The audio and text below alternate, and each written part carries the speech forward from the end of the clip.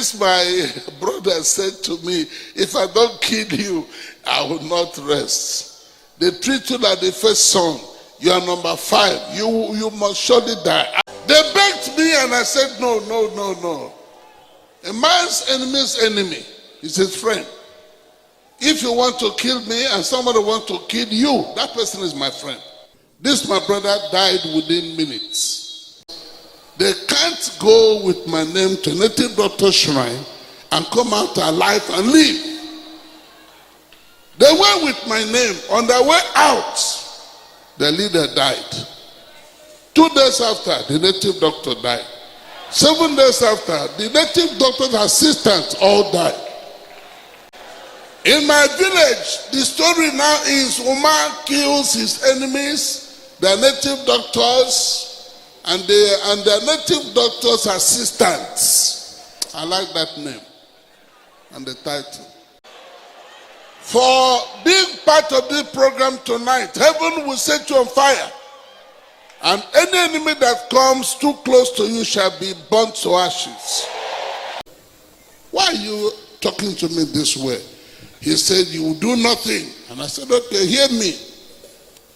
In 7 days' time, they will pour petrol on you at the village square. 6 days after, a prominent woman from my village died. They were told that this my friend killed their mother. They bought petrol, stopped him at the village square, emptied that gallon of petrol on him, and set him on fire. My wife said to me, whenever people provoke you to anger, can you just shut up your mouth? But anybody that fights you, God will chase him to his grave. I was here in Port Harcourt, how many weeks ago? 3. A man was shouting my name. That Umar does not go about preaching, he goes about collecting money. You know, thunder came from nowhere and blew off his head from his body. They came asking me if I knew anything about it. No, the better story is which one? The one of, where was it? Dikenafa. I was in Dikenafa preaching. The place I stood, somebody buried juju there. I stood on that juju and prayed for 3 days. Is it 3 or 2? 3 days. Then on Monday, we left. A dog came from heaven, went to where they buried the juju, brought out the juju, took it to the man who brought that juju and buried it. Knocked at his door. A dog. As he opened the door and saw the dog and the juju, he collapsed and died. Of myself, I want to die. Hey, can you shut up your mouth? If you can look forward, you are going to see that in 7 years' time, you, this poor man, will become the 7th richest man in Nigeria. 7 years after my phone rang, he said God asked him to give me, that he had become the 7th richest man in Nigeria, and God asked him to give me. How much was it, Pastor Joe? 13 billion. 13 billion. You remember when I was in Onitsha in 1990, a young man was busy collecting offering and going home with the money.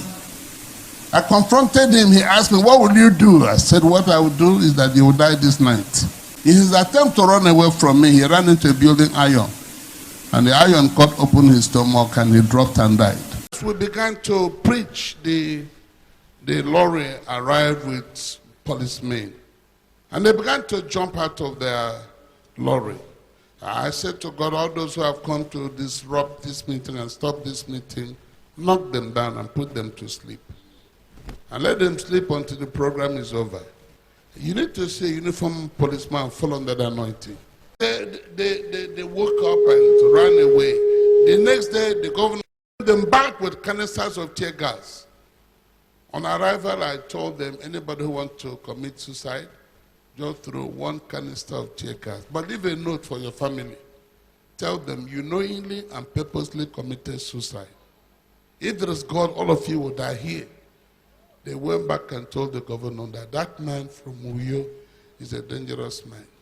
You will come to a place in your walk with God where even if you desire to sin against God, he will mount 14 roadblocks to stop you from committing that sin. A man borrowed money from Union Bank Uyo and refused to pay back the money. The bank threatened the manager to sack him. He ran to me. I sent for the man, asked him, why will you borrow money from the bank and not pay back this money? He said, Reverend, bank money is public money. The loan I took is my own share of this public money. Sir, they're about to sack this man. He's a married man with children. He said, I don't care. Let them sack him. I said to him, for saying what I've just said, you are going to pay. You are going to go through sickness that only God can heal. And soon after, he tested cancer of the blood. And the power of God came down. 5,000 conferees slept under the anointing for 3 days without waking up. Their pastor asked me, what do we do? My friend, sit down here until they wake up. The owner of the church had taken over. Your guests, will go home and sleep.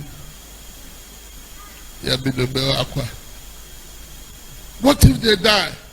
I had 3 children who were born crippled. My wife, my mother, they harassed me. When will these children walk? Every problem has time limits. When we get there, they will all walk. My wife said to me, if these children were another woman's children, you will not sleep until they all walk. Greetings to you all and welcome to my channel once again. In today's video, I will talk about the biography of Reverend Dr. UMA UKPAI. UMA UKPAI was born on January 7th, 1945. He is married to Philomena UMA UKPAI, a fellow pastor. The marriage produced 8 children and an adopted child. He lost 2 of his children in a car accident on the same day.